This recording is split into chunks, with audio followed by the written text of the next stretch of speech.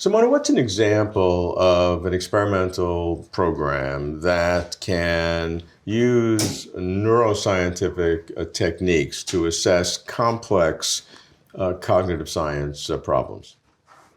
So there's been a lot of progress now in terms of experimental methods to study rather complex psychological phenomena. So to give you one example from our work, we've looked at an experience that's been termed moral elevation.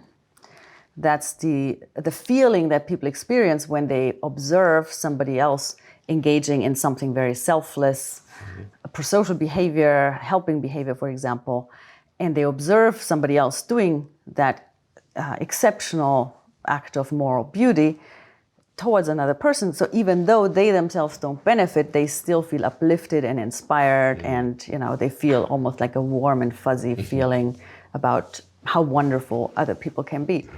And so that's a very distinct experience one can capture. And then what we've shown is also that motivates people to do good things themselves. So having observed Robert, helping set up a charity to help, starving children in Africa makes me think that, I also want to do something good. I want to be a good person just like Robert. And so that's on a behavioral level, getting people to engage in helping behavior. But then one can also look at the neural level. What kind of brain systems get activated when people have these experiences, when they think about such moral exemplars? And so one gets certain type of brain activation with that.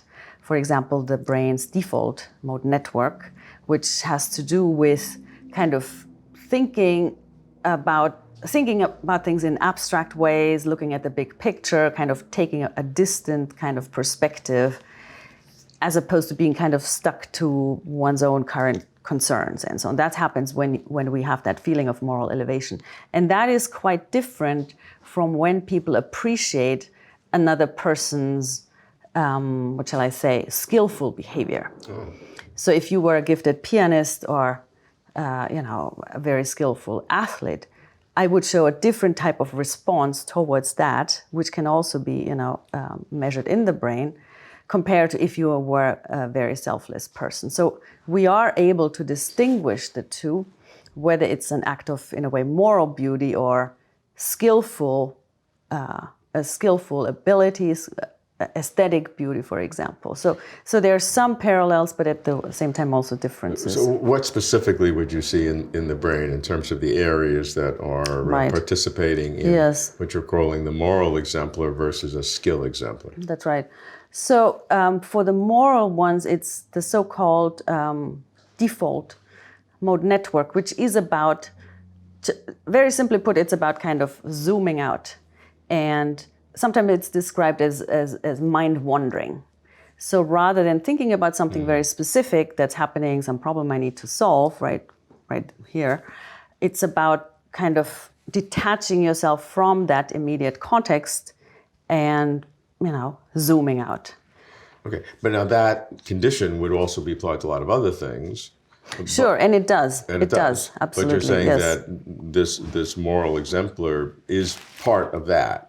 Exactly, and that's interesting. What's interesting about it is that, in a way, people move away from a specific behavior.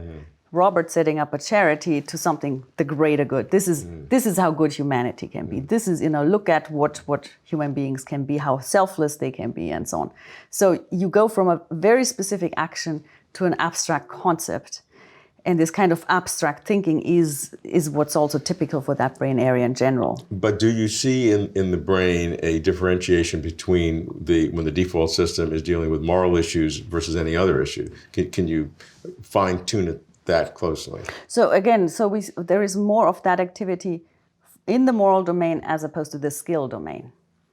So our interpretation is when it comes to morality, people extract a sense of moral beauty, moral goodness, as opposed to if it's a specific behavior, playing the piano really well, being a world-class athlete of some sort.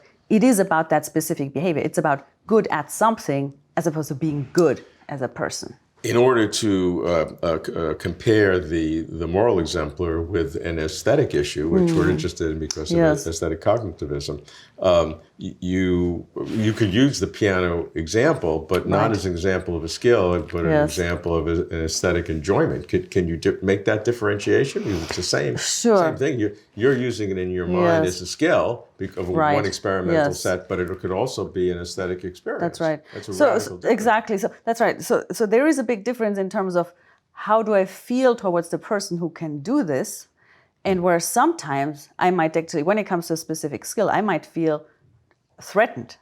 You're the good pianist, and well, I don't know how to do any of that. So there may be a sense of social comparison where, and this is something we've shown as well, when it comes to specific skills. When it's about the person, now when I look at the product, when I look at the piece of art, the piece of music you created, it can still create a sense of being, taken by it, or an enormous sense of pleasure. But I take it away from you as a person, and I just look at the So product. your as challenge such. as an experimenter is to differentiate all of these different potential Yes. themes and streams that are Yes. going through into complex areas. right, And if you're doing that's it right. with moral issues, I think you have a chance to do it with aesthetic issues. That's right, absolutely. And it relates to an important issue overall. So it's about what's the role of the person as opposed to their action. When it comes to morality, is it a good person or a bad person? What did they do? Was it something good or bad?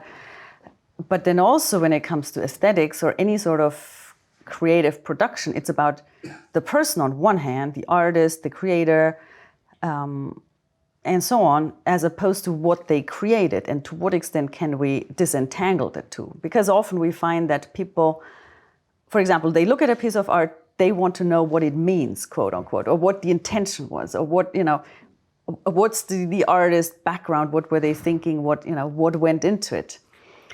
And so there's an interesting tension here that on one hand, people like to just appreciate art for art itself, but at the same time, they do want to link it back to whoever made it. So for example, now we get AI algorithms, artificial intelligence algorithms who create art, quote unquote art, what would be recognizable as art. But then the question is, would consumers of art appreciate those creations as much as if they were made by humans? And I think that's, my impression is that that's not necessarily the case, because people want to draw the link between the artist and the creation.